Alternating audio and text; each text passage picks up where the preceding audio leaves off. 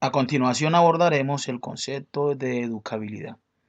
La educabilidad, como término, fue introducido por el pedagogo alemán Herbart, quien introdujo este término a diferentes situaciones en el ámbito educativo, en especial en la teoría educativa.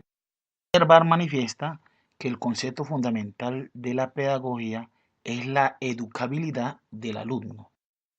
De educabilidad, de utilidad y plasticidad es de más vasta extensión. Se extiende a casi todos los elementos de la materia. La educabilidad volitiva se encuentra en rastros de las almas de los animales más nobles, pero de la educabilidad para la voluntad, para la moralidad, solo la reconocemos en los hombres. Carrasco hace una crítica al concepto herbatiano, ya que considera que el proceso de educabilidad solamente se da en los seres humanos. Educabilidad es una categoría del ser humano. Gracias a esta, el hombre puede ser capaz de irse perfeccionando cada día para obtener una mejor formación. Además, la educabilidad le permite al hombre ir mejorando cada día, ya que al hombre al nacer es un animal con muchos defectos. La educación le permite ir corrigiendo estos defectos e ir mejorando día a día. Además, el hombre es educable porque es capaz de comunicarse. Cuando hablamos de educabilidad, también tenemos que tener en cuenta que esta tiene unos límites, ya que la educabilidad se le denomina también con el principio o el límite de la educación. La limitación mayor de la educabilidad es la corporeidad, porque ella circunscribe y fija el contorno del espíritu. El hombre ni es plenitud de ser, ni plenitud de perfeccionamiento o de perfectibilidad. Si la espiritualidad es la base de la educabilidad, la corporeidad es la base de sus limitaciones. Además de esto, podemos decir que el hombre, a medida que va avanzando en su edad, va teniendo varios defectos y por ende sus capacidades mentales van disminuyendo. Esto también se considera un límite de la educabilidad. El tema de los límites de la educabilidad fue tratado desde varias perspectivas de análisis, pero han sido tres las que más han sido defendidas, las más populares y las que tienen mayor número de defensores. Entre estas tenemos la herencia o pesimismo pedagógico, el ambiente o optimismo pedagógico y una que es mixta o híbrida, que es la herencia y ambiente, que es el optimismo moderado. La primera postura de que vamos a trabajar es el pesimismo pedagógico, el cual tiene como principal defensor al Lombroso, quien afirma que en la constitución congénita del individuo se haya ya escrita toda su evolución personal. Es decir, que la parte de los cromosomas y las partes biológicas determinan la capacidad que tiene la persona para educarse o la educabilidad. Por otra parte, autores como Carrel, Bandura, atribuyen las diferencias de aprendizaje de los distintos individuos a las diferencias constitucionales que se dan entre ellos. El pesimismo pedagógico es la postura radical defendida por las corrientes genetistas del siglo XXI. Dalton afirma que la educabilidad es prácticamente nula. Según él, nada o poco puede modificar el educador porque el código genético es la explicación de toda conducta humana. La naturaleza es el principal factor de desarrollo humano y esta está determinada por la genética. Pedagógico. Considera que la formación de la personalidad fundamental interviene en factores o causas ambientales que obran de modo decisivo. Existen dos vertientes de esta corriente.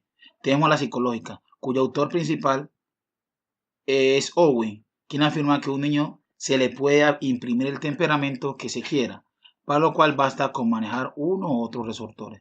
El hombre es un simple producto de las relaciones sociales y lo que es lo mismo de las situaciones históricas concretas que le toca vivir.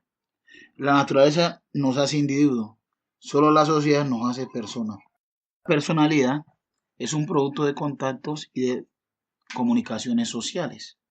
La psicológica, usa la tesis de que la personalidad humana es plástica, que el individuo es un producto de su educación y la personalidad no es algo que tiene el ser al nacer, sino que éste se forma con el curso de su existencia en sociedad. Por último, tenemos la postura de optimismo moderado, que es la postura que tiene en cuenta las dos anteriores, y en la cual se afirma o la cual sustenta que la interacción entre el código genético y el ambiente es la más legítima explicación del desarrollo humano, que la educabilidad solo puede entenderse y contemplarse vinculando la dimensión genética con la dimensión ambiental.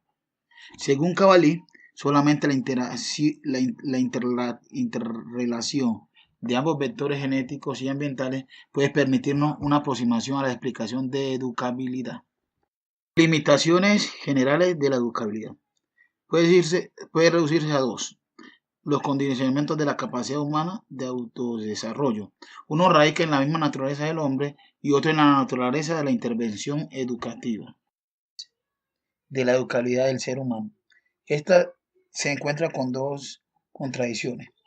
En la primera, hablamos que hay una contradicción entre la libertad y la naturaleza, ya que la libertad es el requisito fundamental de toda educabilidad y es el lado positivo y permisor de esta.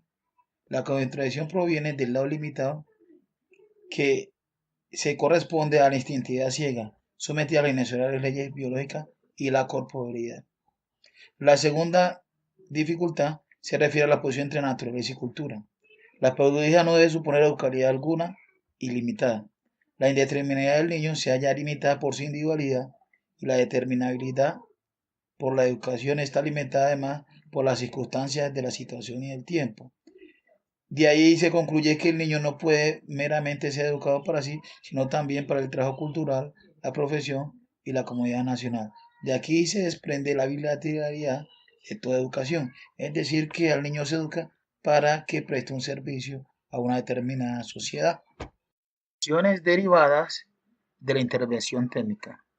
Los límites de la técnica son: necesita algo sobre lo que actúa y que previamente haya sido dado. Tiene limitaciones cuantitativas. La existencia está indefectiblemente unida a las limitaciones de la vida como realidad biológica. Las limitaciones educativas proceden de la correlatividad básica entre el yo mismo y el mundo. Por eso el proceso educativo no permite ser absolutamente planificado. Otras limitaciones son las limitaciones concretas. Entre estas tenemos las que son dadas por el educador, las que son dadas por el educando y las que son dadas por las situaciones socioculturales. Características de la educabilidad. Tenemos entre estas la que es personal, que es intencional, que es dinámica y es necesaria. Espiritualidad del ser humano. Las teorías espiritualistas sitúan la educabilidad en el espíritu del hombre, y San Cristóbal la define la educabilidad como un proceso, una categoría general del espíritu, que incide en el espíritu humano y se manifiesta en su función. Solo el hombre puede ser sujeto adecuado de educación, por cuanto solo es poseedor privilegiado de la dimensión espiritual. La espiritualidad es la primera condición de educabilidad. El espíritu es la explicación suprema de la educabilidad, porque para ser educado es condición primordial ni estar preparado ni estar determinado de antemano. Las teorías espiritualistas asignan tres características fundamentales a la educabilidad: personal, relacional y activa. Teorías personalistas. Esta considera que la educabilidad surge de la unidad sustantiva del hombre como persona. La educabilidad aparece insertada en las posibilidades de todo ser humano como persona, entendida en términos de Max Scheler, la persona como una expresión de la naturaleza y del espíritu. El hombre es persona hecha y constituida, aunque no le haya venido aún la educación, pero el hombre es un ser esencialmente abierto, porque sí puede ser, y es precisamente en este poder ser donde se localiza la educabilidad. Conclusiones. La educabilidad es uno de los conceptos más interesantes y complejos en el campo educativo. Se centra en el estudiante, ya que con la pedagogía indagan sobre las diversas maneras como puede aprender el individuo, sus alcances y limitaciones. Es importante para que un individuo aprenda, se debe tener en cuenta diversos factores, no solo los ambientales o biológicos, sino también los psíquicos, psicológicos, sociales, personales y espirituales. En cuanto a mi quehacer, me brinda elementos teóricos que hacen que comprenda mejor los fenómenos educativos, en especial el de aprendizaje y mi influencia en este, para que mis prácticas pedagógicas sean más reflexivas y pertinentes a mi contexto, para que mis estudiantes desarrollen sus potencialidades y puedan aportar a sus comunidades.